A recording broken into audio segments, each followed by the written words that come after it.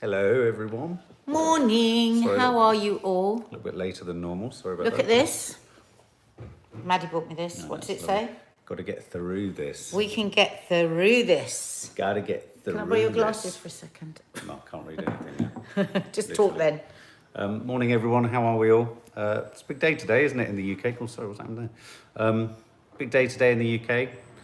As we know, Boris is earning his money, as they say today. He's in a cabinet meeting, and then he's got to dash across to the House of Commons, and he's got to dash back to Downing Street and sit in front of a camera, turn the lights on. I wonder if he does his It's pre-recorded, I wonder if he does his addresses to the world like we do. We're popping up a little selfie stick. Do you know what's so funny? How many people are in there? They were talking on Sky and... I literally can't see, guys, so I hang can't on, read anything. one second. They were talking on Sky and they were saying, you know, why it's got to be a recorded address. And it was really funny. He said... In case he makes a mistake. Yeah, no, because they said... Because it's very important that people understand the new rules and regulations. Because if you think about every other time, stay home, Well, he does, go home. He just waffles on. He has to be and scripted. they've suddenly realised the importance that people understand what they've been asked to do. It made me laugh out loud. I think one of the problems, and they need to think about this as they kind of come out with whatever they're going to come out with, is it's the tone with which stuff has been said. So right at the top of our subject today is work from home. It was blindingly obvious to Toffee and Chi-Chi that if you didn't have to have people working from the office, and it was blindingly obvious that the government were clearly creating a moral agenda for those who weren't going into the office to go into the office. Yeah. They were trying to make people feel bad. And now we've got Michael Gove being trotted around the news station saying it was totally clear. We've never changed our policy. We never changed. They're actually claiming they never suggested people should go back to the office. Well, they just had the Welsh minister. Ridiculous. They just had the Welsh minister on. He said, you know, we were very clear. You work from home, you still keep working from home. But again, you know, to play the other side, we're also seeing that Sweden has built up their herd immunity, and at the moment, it looks like they're feeling they've kicked the virus. Who knows? They could have been doing a bit of herd immunity. That. No, but I'm saying is we don't know, do we? But they don't tell us. But that's my point. That's my point. If they were to say to us, the reason we're pushing with you all getting out is that we want to do a little bit of herd immunity, we'd all understand that. But I guess if they say we're going for herd immunity, they're then going to have people almost licking each other's faces, aren't they? There's going to be a reversal where we probably at bus stops hug complete strangers going, well, they want herd immunity. You know, the danger is if you formalise herd immunity, everyone will go batshit crazy. So in that, I really do feel for the government. I really do. Yeah. It's just it's the hellish job, the most hellish of jobs. But what we've kept hearing, you know, non-stop over the last couple of days from every single person, apart from the big guys in the government, is that the track and trace, we wouldn't be having this situation now if we'd had our track and trace system effectively up and running. Absolutely. There wouldn't have to be these new thingies coming in, rules and regulations. Tim Reed, you're absolutely right. I mean, work from home is only applicable to those who work from home. And of course, for certain people, you know, like you, a service driver, you can't work from home. I mean, my point is that they were really kind of, you know, if you can work from home, then you should. And I don't see why well, like Nadia says, maybe the policy changed because they wanted herd immunity. What I'm saying is that when they started to encourage people out, don't be surprised that then the rates start to go up. They go up, don't they? So that's, you know, it's just they need to be clearer in what they're saying rather than all this kind of opaque kind of, you know, flimsy. Maybe I'm sure there's going to be a lot of kind of if the rule of 6 and these new rules don't work, we're going to then do this. We're going to then move into this. Dawn Claire Coates, here we go. Just had a text cancelling my blood donor session due to COVID. Oh. Here we go again. Right. Well, I really hope cancer patients aren't going to get their scans cancelled again and all of that. That was an odd cut-off point. Because I feel like I just keep repeating myself. I wanted to say something different, but it's just so frustrating that the only death at the moment, again, seems to be that they seem to be interested in is the COVID death. We get messages all the time, don't we, from people that have had their scans and their and appointments cancelled. Our friend Pat, who at the moment is absolutely desperate with the most terrible, terrible knee pain that she's been living with the last 2 years. Honestly, you can't believe how her life has completely changed because of this knee pain. And she's over the moon at the moment that she's been given a date for a knee replacement. And I know there's lots of people with all kinds of operations pending that will be having these fears today.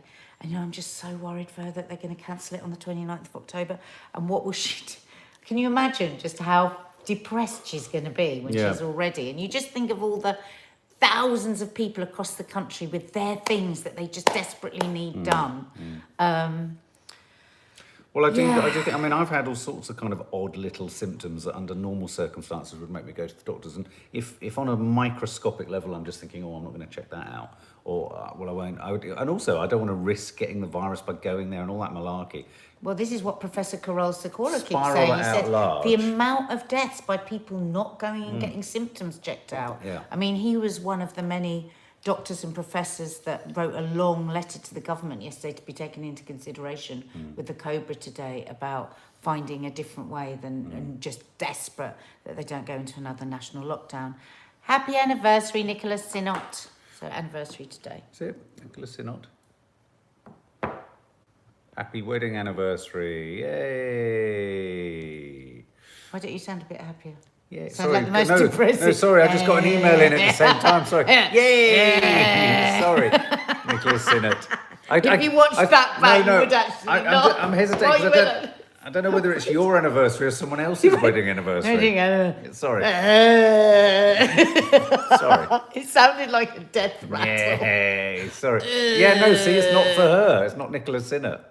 Oh, that's why I was hesitating because I thought you were single. I thought you'd said you were single before, but I just went with it. That's why I went. I wasn't convinced it was her wedding anniversary. Then I thought, is it our wedding anniversary? Well, I did a quick text. Did you think it was? Yeah, no, it's not. Yeah. Thank God for that. I got a text. Oh, it's mine, Stuart G's. Happy anniversary, happy Stuart anniversary.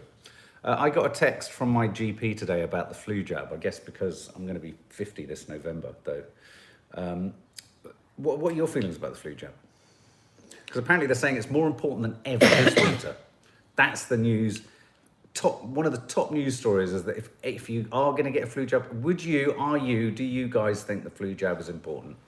Oh, Faith Goodman had her flu jabs last week. Does anyone ever get ill when they have their flu jabs? I mean, my mum's getting it. She always gets it. She has to always get it, doesn't she? She loves a flu jab, my mum.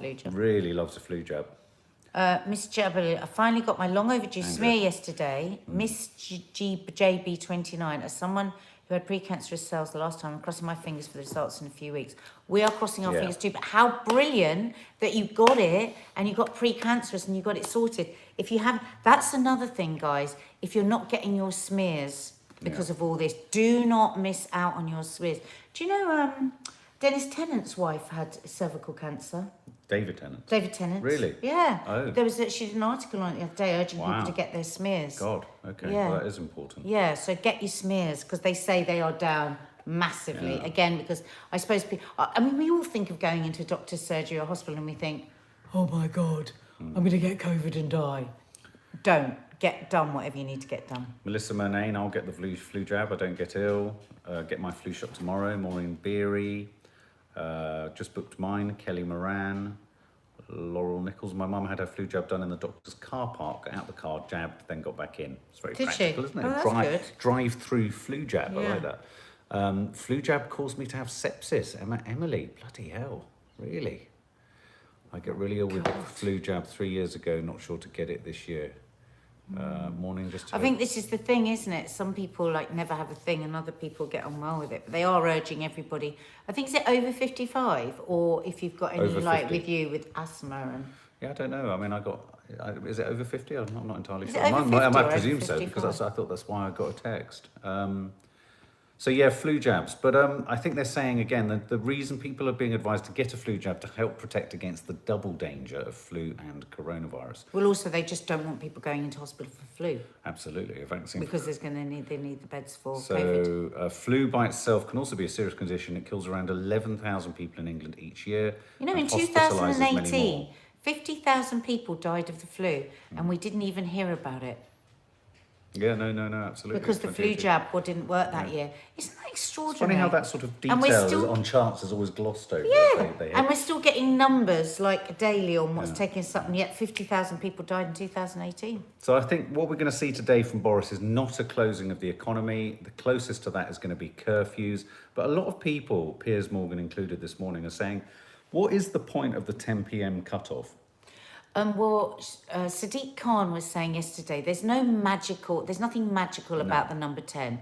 What it is they're trying to reduce the amount of hours that people are together. But I don't think it is that. That's what they're saying. I think there's a tipping point, and people tipsy point where people go past 10 o'clock, and then you get into more drunk, and then you get into, of course you do. Never mind, we'll all get through this, and that's what they're worried about. Yeah. But won't that just happen earlier? Well, but listening today, I can't remember who it was this morning, saying, this is catastrophic for the catering industry. Yeah. They won't be able, they're already struggling. There'll be millions of people frightened of losing their jobs now across the world, I suppose, because the whole world's doing because they're going to lose that vital income stream late in the evening. Second sitting in a restaurant. So they've got, I hadn't thought of that. Well, I mean, I was also thinking, I know you said they would not be affected, but I'd have thought that curfew, does it not apply also to theatres and cinemas? I mean, if you're not allowed in a if you're not allowed in a catering environment. I've only heard about catering. I haven't heard about. Because you're not drinking in a theatre or a cinema. True. Well, theatres aren't open anyway, but a cinema you're not drinking. It's drinking. Yeah. This is about drinking. You see, Lisa Millward says the damage is done by 10 p.m. Well, the damage for me was often done by 8 p.m. But I think what they're wanting is people will go home and then they'll start drinking rather than going on to another pub or going on to... You can kind of... I do kind of understand it. But again, I feel so sorry for the catering industry because what the hell are they going to do? Tasha Lex. Oh, my Lord, look. I lost my... Oh, sorry. Rianne, welcome. She hasn't been on a live for ages. Say hello to Rianne. Hello, nice Rianne. to see you. Hello. Sorry, I'm just trying to find the comment. Oh, Tasha. Who? Tasha Lex. God, so many have gone up. I just can't. Here we go. I lost my father-in-law a couple of weeks ago. He got COVID off a doctor or nurse whilst in hospital. Oh. Please, everyone, just be careful. God, that must be heartbreaking. I mean, especially within the place where you're there to get better, if you know what I mean. Oh, I was really shocked. They've got this lovely girl at work. Lovely young girl. She's, must be in her early 20s. And it was her birthday last week. I didn't know. Happy birthday day. Anyway, the next day she didn't come in to work.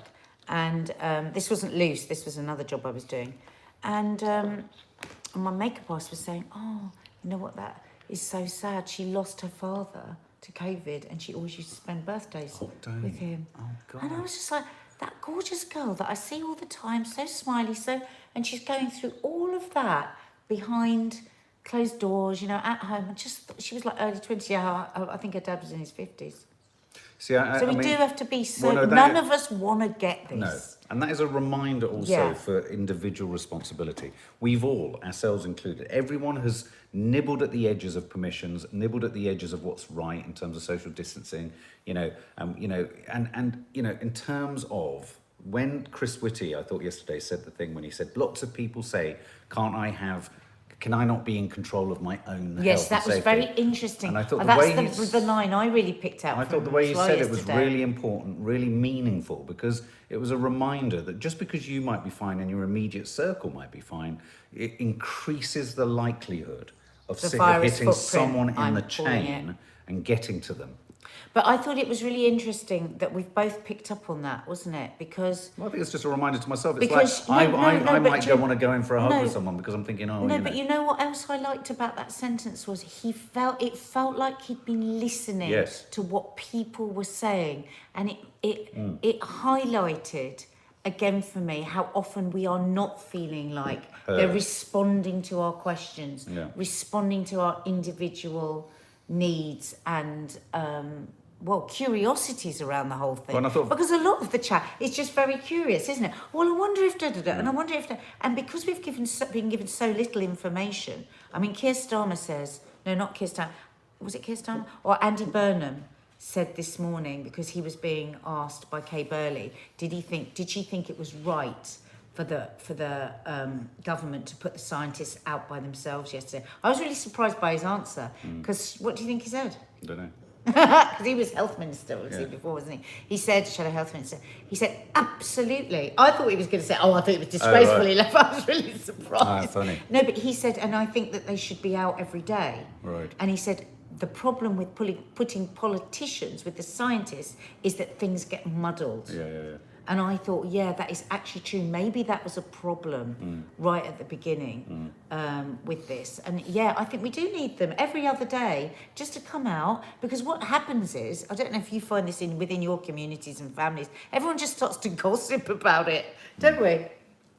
And I also thought the other thing that Valence said was, he said, we often hear it said, I've completely lost my thought, sorry. It never happens to me, but my thought's completely gone out the window. But there was something else that Valence said when he was saying we often hear people saying... Oh, is it because of tests? Is it because of more tests? Yes. He said, are we getting more results? And he said, no, it's not. I didn't understand. I still didn't understand it.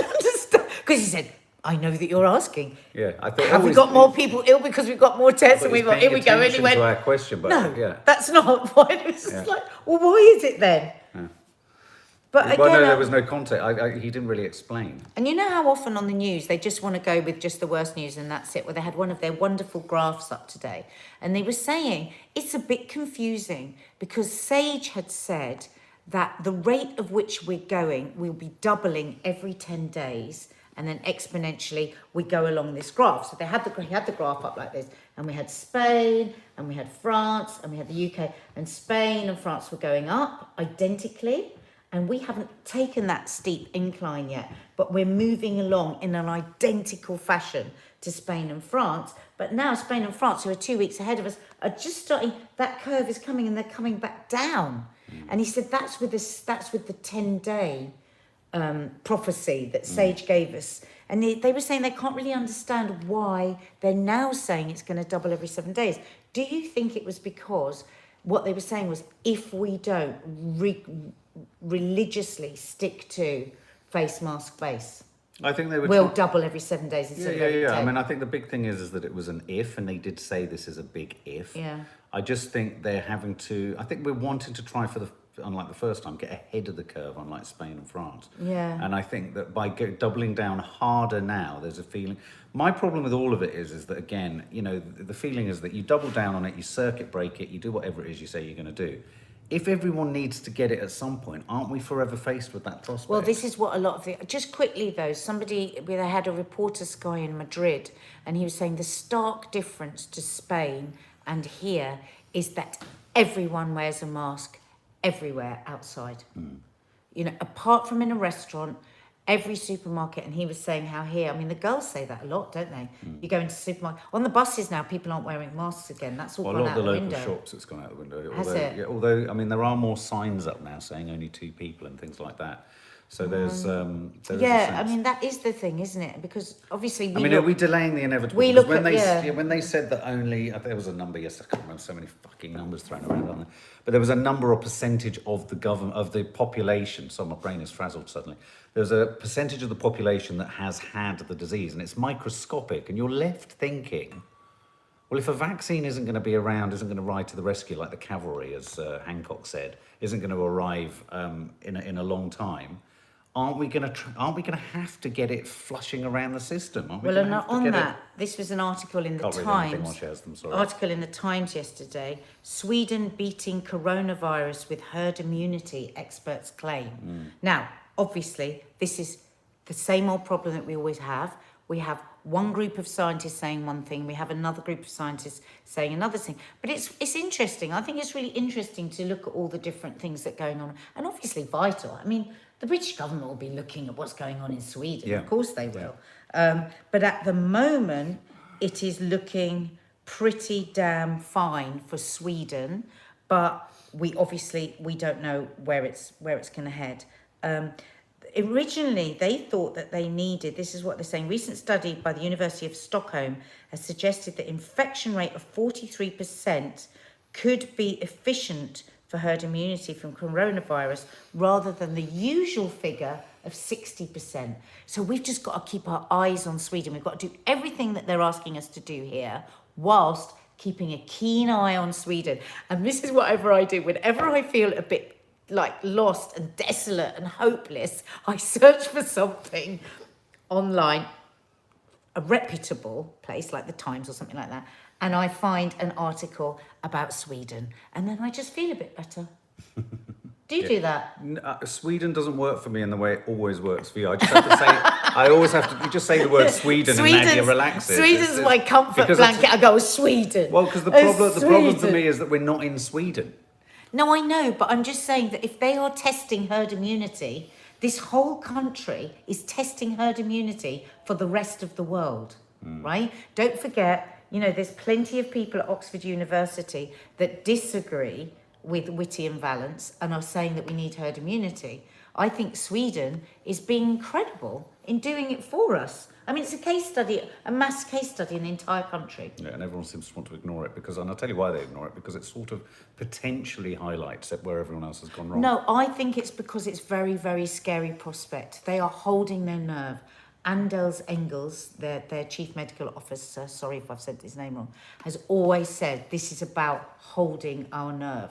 It could go terribly wrong for them and they could wipe up half the nation. Rachel says a really important point. Sweden have a very different population. You're right. They do. The sense of space and lack of congestion and sort of, you know, population concentration. So that's why it's better for them to test herd immunity than a country like ours, because we could lose so many people. But that's Sophie, what they Jane, do. Matilda, I have a sickening sense of impending doom that I've done something wrong, have upset people, even though I'm sure I haven't. I barely leave the house enough to offend, so I can't have. Oh, Sweetie, what you're feeling there echo. is all sorts of strange. I'm feeling very odd at the moment. I think lots of people are going through a sort of strange, possibly a sort of feeling that is history repeating itself? I can assure you, whatever Boris says today, it's not going to be as bad as the first lockdown. It's not going to be as stringent. It's not going to be as grey and dismal and restrictive and prescriptive. So, you know, but it's not strange to be feeling like that. I'm feeling a little bit like that too. So, you know, just know that you're not on your own. There's, I saw a comment there.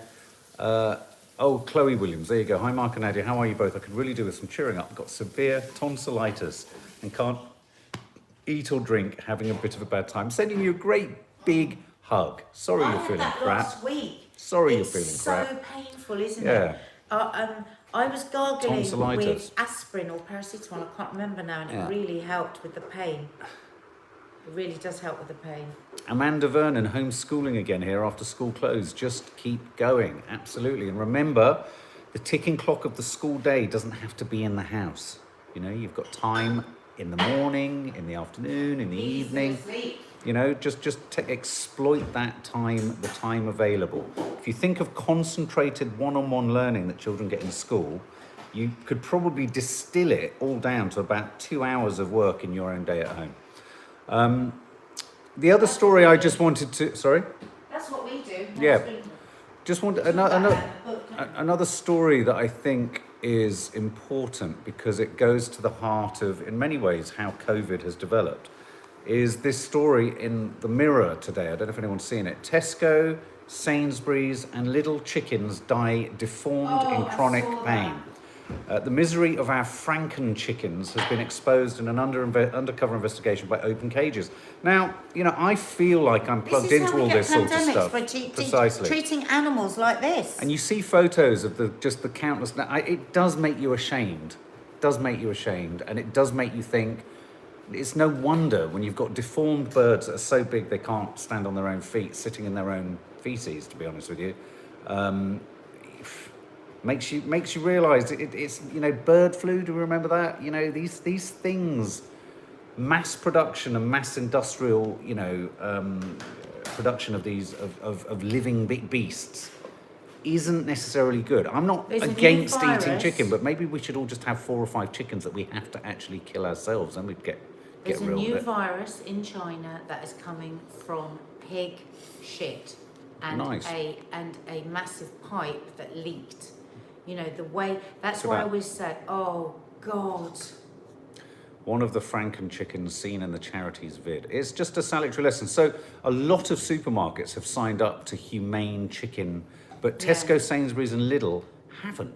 You've got to look for where you're getting your chicken. Yeah. What really know, like if you spend a bit more on chicken, but have it less often. Yeah. Have a couple of nights where you have really nice bean dishes. You know, they're really cheap and they're so good for you. Beans, black beans, I do that. My lovely chili black beans, I'm doing those tonight. Sabrina Neal says, get a chicken from your butcher. Are you kind of guaranteed if you go to a butcher that your chickens have been bred? Well, you still have to ask for the provenance of them. I mean, you know, not always, but I have to confess, the cheap chicken I had to buy from Sainsbury's a couple of weeks ago didn't look particularly happy, even in its packet. Oh, it was smart. When I cooked it, it smelled really weird. Well, I'm worried it was one of these ones. I'm worried it was this one. I'm looking at it's in the mirror. I'm sure it's elsewhere as well. And that's the other thing. Now with Brexit, we can now have that horrible chlorine chickens from America. Be really careful. Don't eat any chickens from America. But the other, I mean, even KFC have signed up to KFC aren't a lot of companies that you wouldn't expect are signed up to sort this out. But today, most UK factory farm chickens are from breeds developed to gain 95 grams a day. 95 grams a day. They're slaughtered at 35 days old. But in the 1950s, they'd get to 16 weeks. So what we've done is the period of time it takes them to get to the size to kill and cook, has been concertinaed from 16 weeks down to 35 days, which is effectively, 5 weeks? You can look online to check where you buy your chicken from and check that it's from a decent place. Horrendous. It's because we consume so much. Yeah. I mean, most people eat chicken almost every day, don't they? The world just can't cope. Yeah, no, absolutely. Spare a thought for all those students arriving at university. Apparently it's bizarre as they arrive on quiet university campuses, freshers events and lectures all moved online. Curious to know how a freshers event moves online. Probably drinking games, but by Zoom. Yeah, do you think? Yeah, Zoom lectures are mainly virtual. We were talking to a friend of Maddie was talking about the fact that all the lectures are online. A friend, somebody I work with at work, who's very young, and they're they're a runner. A number of their friends at university. One of her friends, teaching at Exeter will all be online this week. Wow, sorry, go on. And she was saying that, they're all going out, they're all getting pissed, and they're all having sex, like people do at university. God, lucky them. You can't hold it back. Two of my favourite things.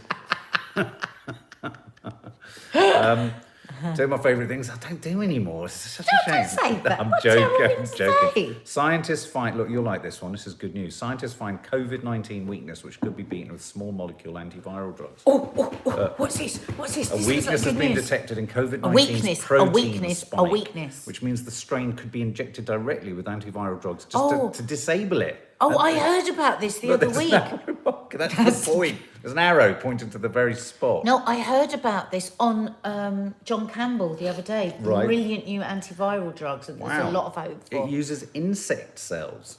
Wow. Every time you hear a bit of news, then the vaccine's not going to be for another year, search online and look for antiviral drugs, because there's good news coming there. They'll come before the vaccine. That's right. Treatments are going to come, I think, before the vaccine. Absolutely. Hit the thumbs up, guys, if you're enjoying this chitty chat. Distraught mum. This story really resonated for me. Distraught mum was forced off flight with her son too because he refused to wear a mask. Oh, God. In America. I mean, imagine forcing you. I mean, that's hard because, a 2-year-old will just do that and just do that. Two doesn't understand. Doesn't understand any of it. I mean, do you remember trying to keep a bloody hat on a 2-year-old? Absolutely. Because here, kids don't have to wear them. No, I know. And they just, that thing they do repeatedly. I just love the fact that all these headlines come through. Prime Minister Johnson is to urge Britons to go back to working from home. He's spent weeks. If they pretend to tell us that message had never stopped. Remember, we all know. We've got it on here. We know. We know what they said. They were trying to make it a moral, shameful pursuit to stay at home. UK coronavirus. This is interesting. What? UK coronavirus response sees health experts clash over local lockdowns and herd immunity. Only time is going to tell which scientists were right. Can I just say, I was thinking of, I've always been toying with writing a sci-fi dystopian.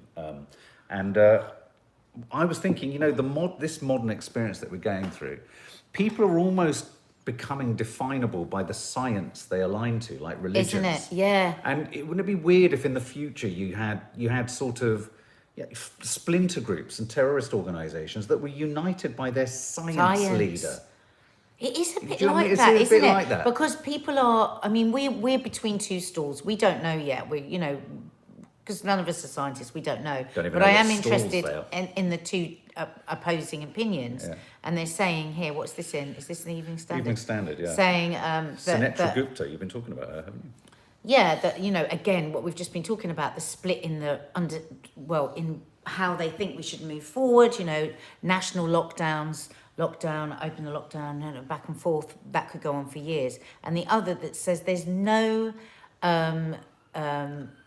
evidence of these local lockdowns working in any other country. And apparently in Oldham, they did the lockdown, opened up again, and it went straight back up again. Yeah. Mel W, I think I might do it. I think it's a great subject. There's a great sort of moment for kind of extrapolating what's going on now into a sort of sci-fi dystopian, because best science fiction is based in reality after all. But you're right, I do. Good luck for tomorrow on the rain, both you lovelies. Apparently they've just trailed it or something on the show. He's nervous. Got to have a shave. I'm a bit nervous. It's nerve-wracking going on telly. Yeah, absolutely. So I think here's my problem with what you just said. I don't see how we can ever get to. All you're ever going to do is delay the inevitable every time you do a lockdown. But that's what Sweden's saying. That's why we're so lucky that an entire country are doing it for us to watch over a year. Yeah, but we're not doing. No, but we'll follow. They're waiting to see what's happening. You've gone calm again. You've said Sweden. It's amazing. I'm just going to say Sweden. It's like hot chocolate. When we're having a row, I'm just going to say Sweden. It's like a big cuddly, snuggly blankie. It's like a bob. Sweden. 0 deaths again. 0. Sweden. 0. Sweden. 0. So there you go, guys. That's the news flow for today. There's your news digest. So be totally disengaged from politics, because to be disengaged from politics is to be disengaged from actually what's going on in our world. I get really frustrated. Because they make all the decisions. Yeah, right? I agree. No, I was just going to back you up. I get really frustrated when people I know rather proudly say, I don't want to get involved in this.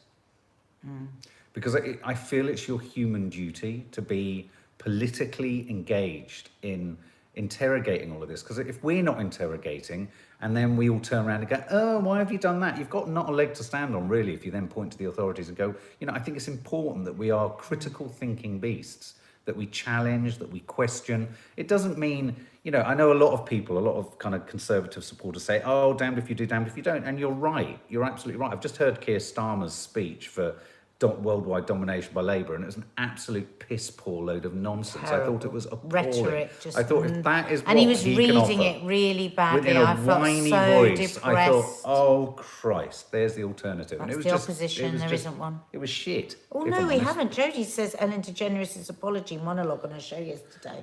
She's posted it on Instagram. Well, I know she was tackling it on the new premiere of her show. So I saw some excerpts from what she was talking about. But maybe we should do a showbiz at some point. Helen Fartherley, they went from 4 cases in Melbourne very quickly to nearly 800 and community transfers. They had to do something. Now cases are right down, so we'll see what happens when they lift it. Learning curves? Learning curve. Well, yeah, but again, you sort of Helen Fartherley. It's a really interesting point you make. Yeah, there. it is. Here's the thing, right? You've got a disease, and its component is it runs ragged if people communicate with each other or communal with each other. You tell everyone to stop being communal, the disease is going to stop.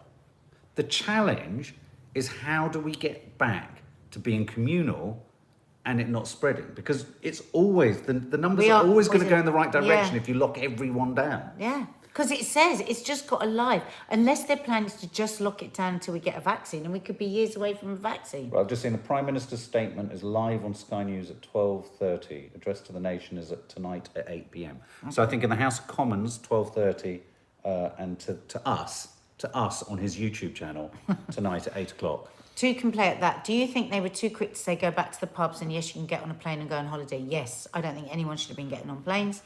Dr. Natalie, have you listened to the podcast Cleaning Up the Mental Mess? Highly recommend it. 5 stars. No, we'll do. I'm going to write that down. Cleaning Up the Mental Mess. Cleaning up the mental mess. Okay, I can remember it. I'll do it. Write it down as soon as we stop. Jess Etz, Sweden. That's all she said. Sweden. Nicola Sturgeon's announcement is at 12:20. She always gets ahead of him. She's very good, isn't she? She's so fun. I can imagine her, like getting her shoes on. Yeah. What time is his? What time? No, she's obviously waited. He said 12:30. Make ours 12:20. I love that. Just gets in ahead of him. 8 p.m. That's when the Great British Bake Off is on. Oh shit.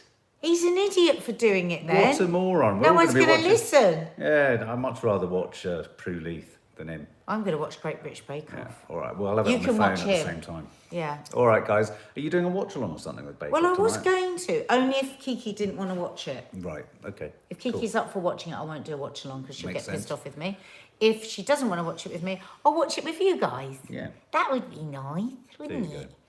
And All then right, Mark can give us drib drabs of the news. Yeah. Of what we need to know. Okay, sweeties. Lots of love. Sweeties. Take a Sweden. My brain is No, a hang on. complete Mark, rock jump me and yard. say Sweden. Rock me. Sweden. Hang on. Sweden. In the heart of Schneekenflächen, Sweden. Sweden. First place we ever went Andy, abroad. Boris's speech, recorded speech, is at 8 o'clock, but Yeah. he's in the House of Commons at 12:30. 12:30, yeah. But interestingly, the first place we ever went abroad together when I was filming a documentary about the drummer Keith Moon was Stockholm, wasn't it? Let's go Remember? live in Sweden. Yeah, it was nice. Can we loved live in the old Sweden? town. I'd love to live in Sweden. What? But do they have a giggle? That's what I'm But they also were I don't know if we've responsible- got the same I just sense of don't humour. like ABBA. That's the big problem. Hit the thumbs up if you haven't. Please hit the thumbs up. Become a member if you haven't, if you want some fun. It was Yeah. a great Sunday show. And if you're new to this channel, Sweden, if you're new to this channel, don't forget to hit the subscribe button and the notification bell so you're always notified. Everything is free on here. We have tons of content. Every day there's something uploaded, so join us. And there will probably be a night shift tomorrow because obviously for Coffee Moaning we're going to be at the studio on Lorraine. So Oh yeah, there won't be a be coffee moaning Be a tomorrow. night shift. All right. Bye. Bye guys.